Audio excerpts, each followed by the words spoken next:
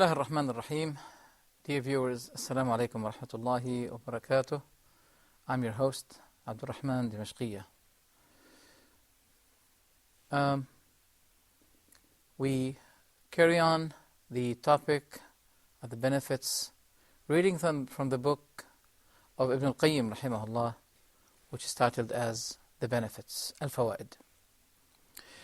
Under the title of Idat and Hikam, advices and wisdoms, he started saying that الذنوب جراحات ورب جرح وقع في مقتل. The sins are, in matter of fact, injuries. And some of those injuries may be hitting deadly, may become deadly. You have entered the house of desire, the source of desire. You know you're jeopardizing your life with this. It was said to some of the worshippers, how long do you keep making yourself tired in your worship?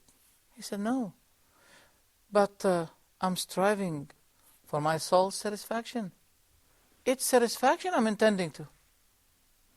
With this kind of fatigueness and striving, I'm seeking, in a matter of fact, to satisfy myself.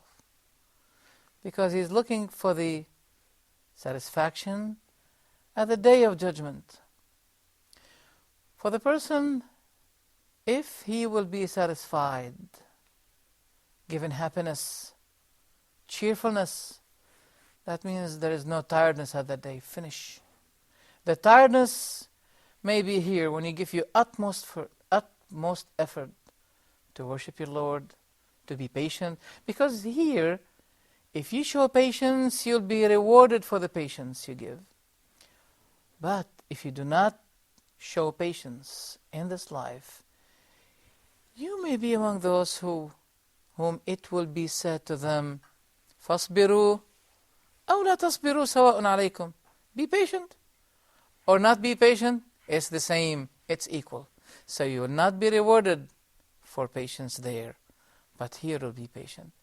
Because it will also be said to those who used to be patient here in this life, سَلَامٌ عَلَيْكُمْ بِمَا صَبَرْتُمْ فَنِعْمَ عُقُبَ الدَّارِ.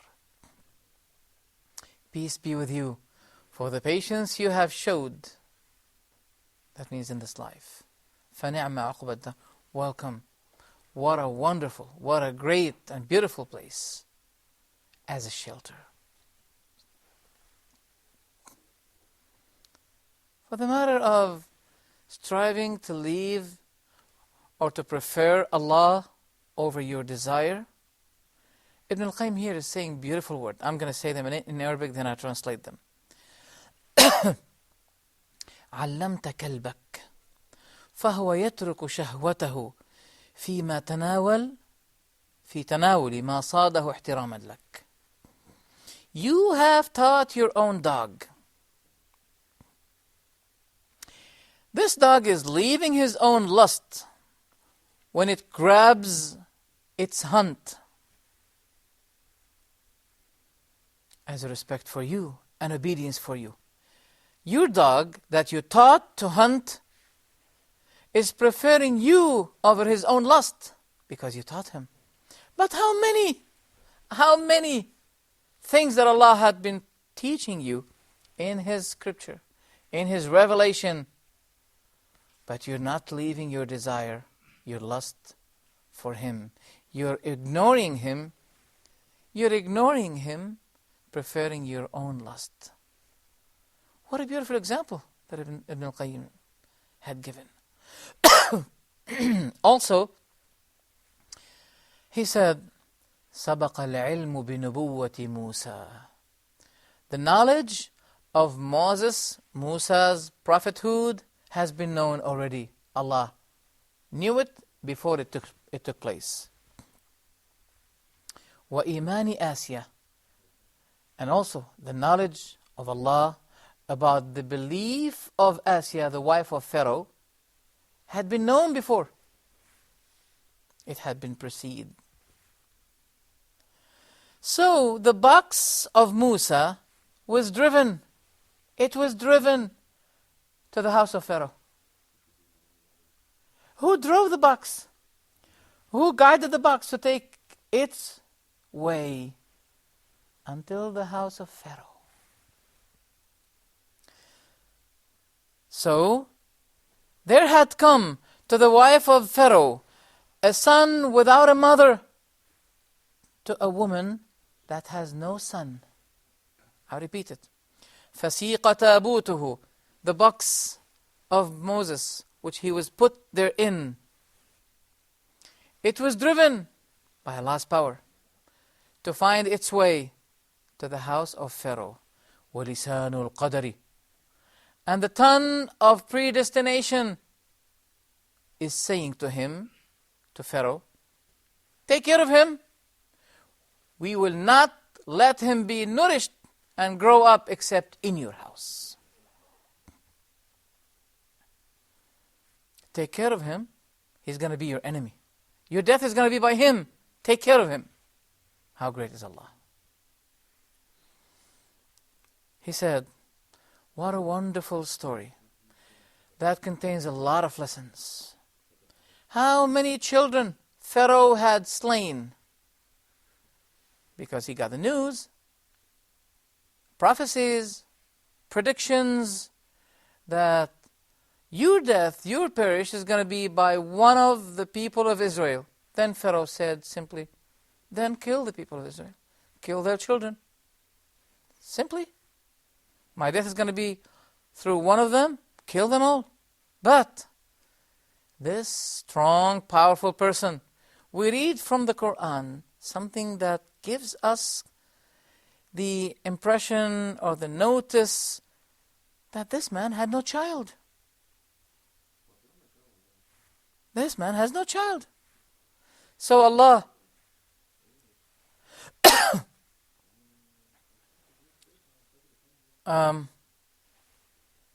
had sent to him a child. And what happened to that child?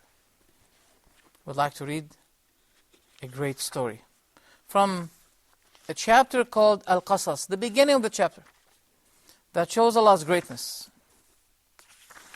In this chapter, Allah subhanahu wa ta'ala says,